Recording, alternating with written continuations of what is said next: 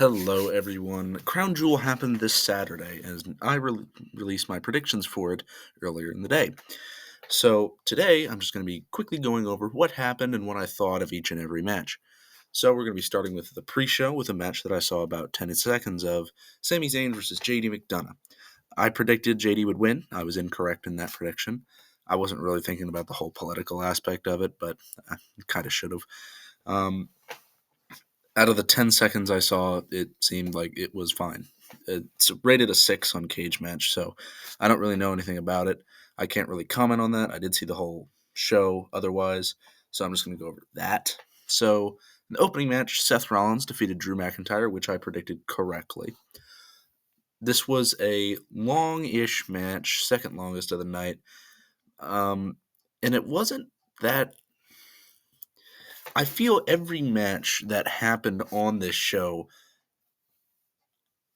just underdelivered in every sense of the term. Like, this match could have been way better. It I'm not taking away that it wasn't a good match. It was a good match, but it wasn't as good as it could have been. This match could have had much more than what it did. Now, do I think Seth deserved to retain here? I guess so. They need to make the title look strong and all that. But if Drew doesn't win at Survivor Series, like I said in my original video, I'm going to be a little bit disappointed. Overall, good match. I'm just going to quote what I said on Cage Match for each match. And I quote: "The opening match between Seth and Drew was a good match, but unfortunately underdelivered a bit. Without any expectations going in, you can enjoy this match pretty well. Drew should definitely win the belt come Survivor Series, 7 out of 10.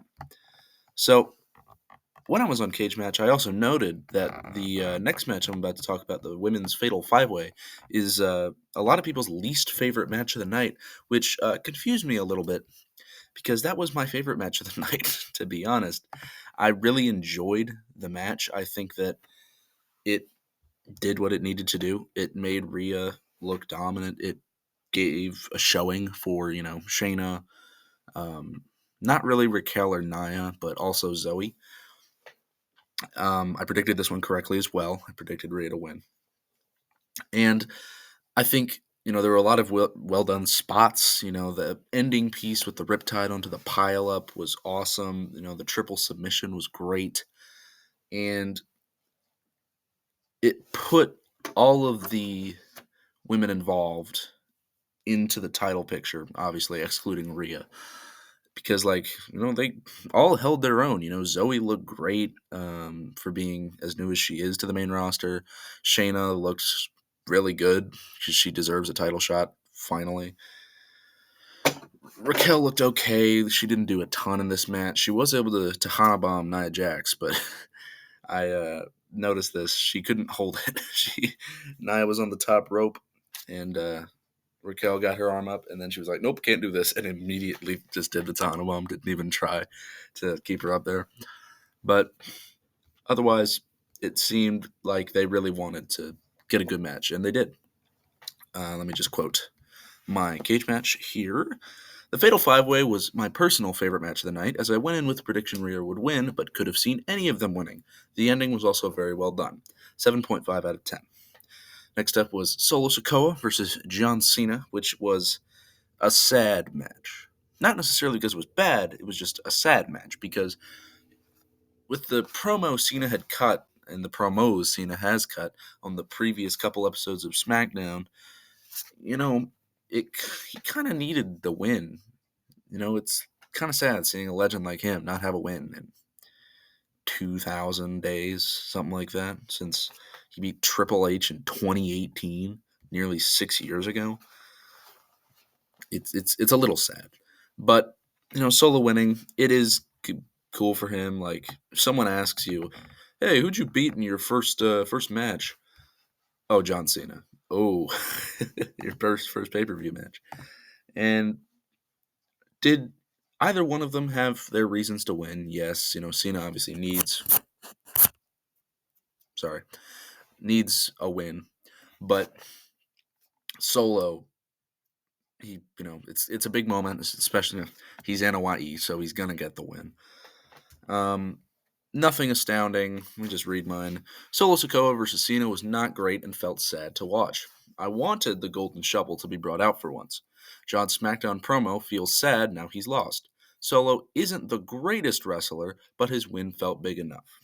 By that, I don't mean that he's a terrible performer. I just think that, if you can't cut a promo for yourself, you're not very good. Like, why has LA Knight become such a fad? Why was Mr. Kennedy so big?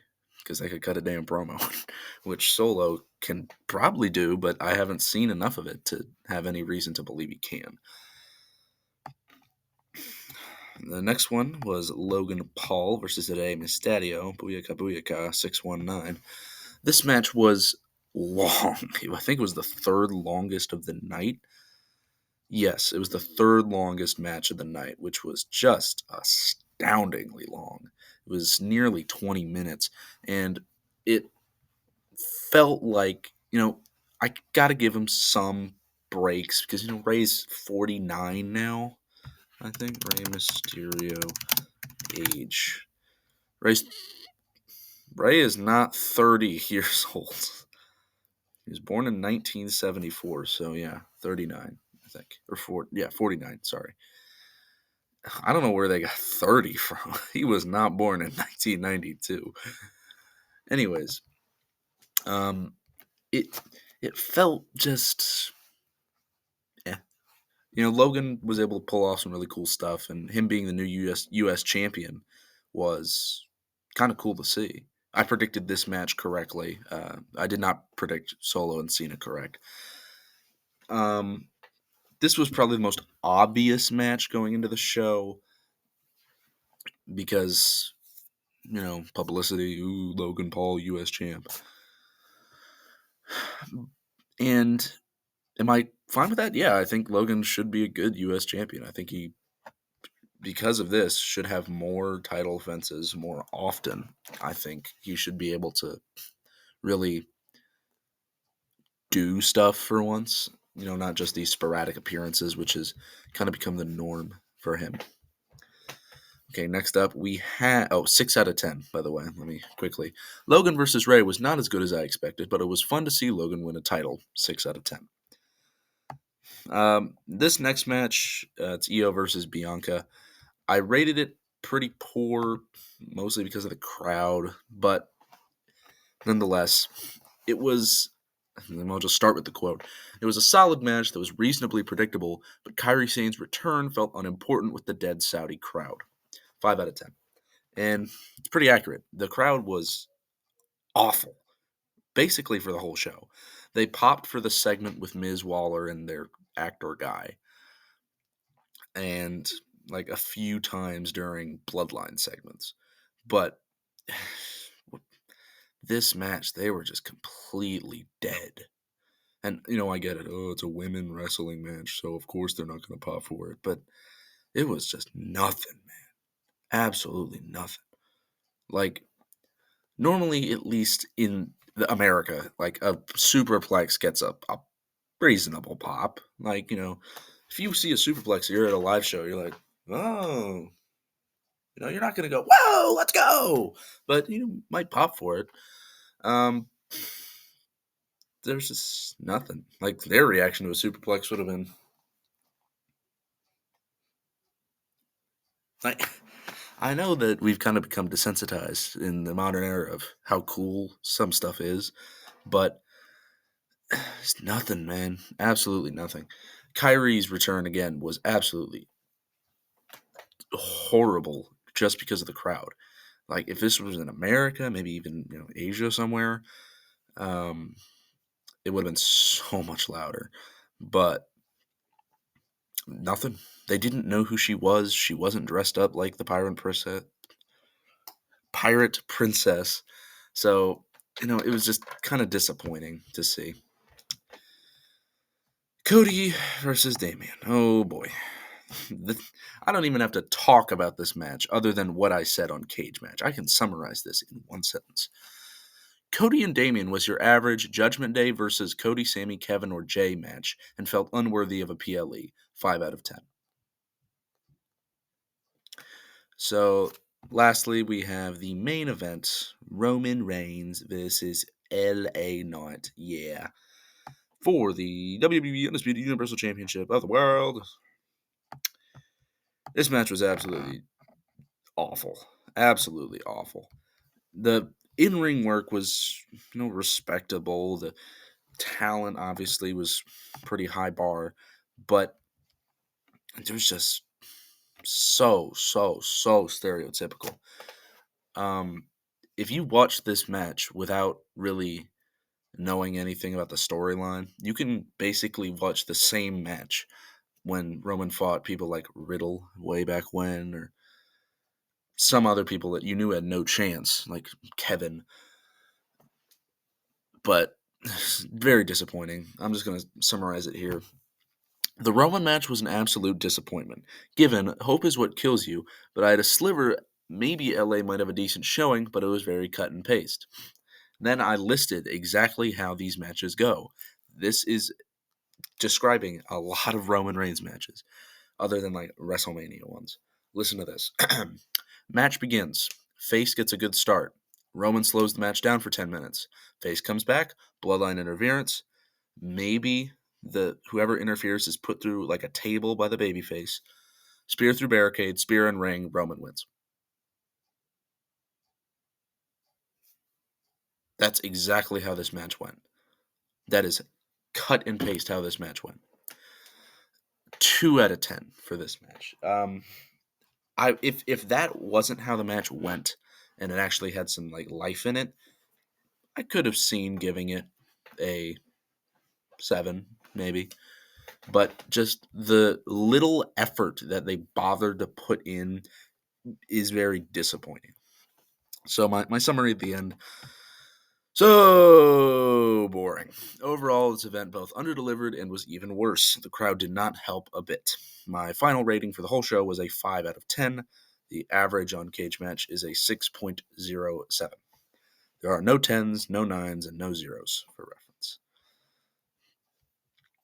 The match ratings specifically, Seth versus Drew was a 7.97. Rhea's Fatal 5-Way was a 6.01. Solo and Cena was a 5.22. Logan versus Ray was a 6.95. Io versus Bianca was a 6.35. Cody versus Damian was a 6.24. And Roman Reigns versus LA Knight was a 6.63.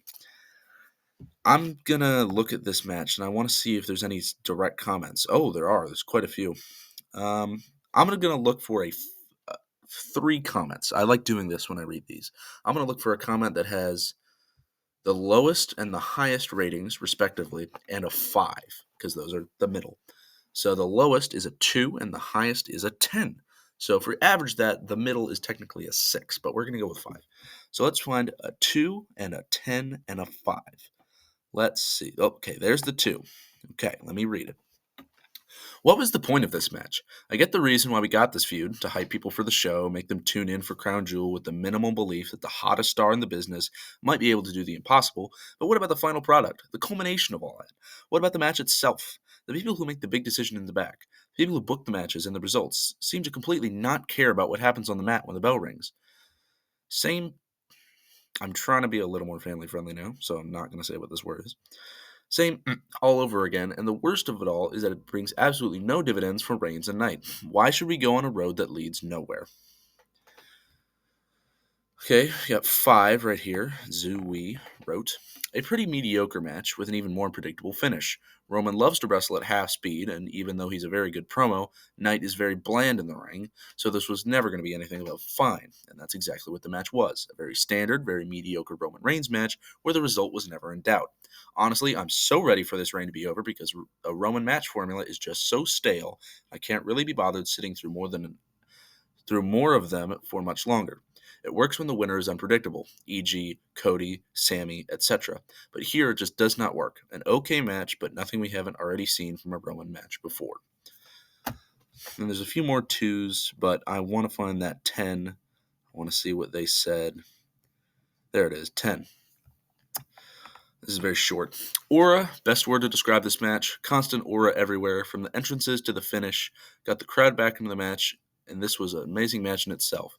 LA out of his bag that I've never seen him do, such as a leapfrog. Magnificence. This seems fine. The average for this match, as I said, is a 6.63. It was a disappointing effort, but the match in and of itself wasn't that bad. Like the actual wrestling. Now, I'm also going to look at this top comment here. It's a 7 because most people rate an average as a 7, even though the average of these is 5, but oh well. So I'm just going to read this and then I'm going to end the video.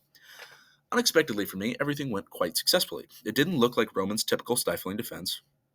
That's a lie, but rather almost straight from the start. Knight immediately set a high pace and then looked amazingly lively. On the other hand, Knight needs such a pace to show a normal fight, otherwise everything would turn out sad. I'm glad that here it was Reigns who adjusted to his opponent and not vice versa.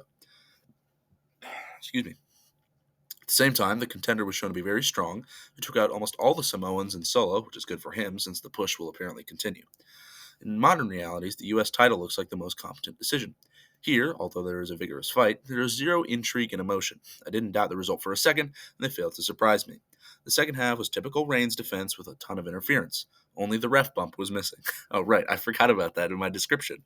Somewhere, let me see, where was my comment? Well, basically, between bloodline interference and between face comes back and bloodline interference, just insert ref bump. Anyways, in fact, this all reminded me of the match from last year's Crown Jewel when Reigns defended the title against Logan Paul. Here, everything was the same, only the feud was worse, although even they are similar. That's valid. That's valid. That's all, guys. There are a few decent moments in the match. LA kicked out of a good spear. Roman gave his shocked face. 1, 2. But otherwise, nothing to scream over. This show underdelivered, was unamazing, but average enough that I wouldn't watch it again. But if someone put it on, I might glance over at it. Thank you for watching. Have a good day, good evening, good night, good morning, good dawn, good dusk, good whatever, and goodbye. Oh, wait a minute. There's one more thing. So the Grayson Waller segment also happened, along with The Miz and some actor. I don't remember his name. The Saudi crowd really liked it. It was pretty funny. Waller got laid out by this actor guy. He hit a few moves. He hit a people's elbow for some reason. It was silly, goofy spot, so I'm fine with it. Match, the show gets plus 0.5 points for that. So 5.5, sure. Anyways, that's all. Is a goofy spot. Now I'm done. Have a good day, good evening, good night, good morning, good dawn, good dusk, and goodbye.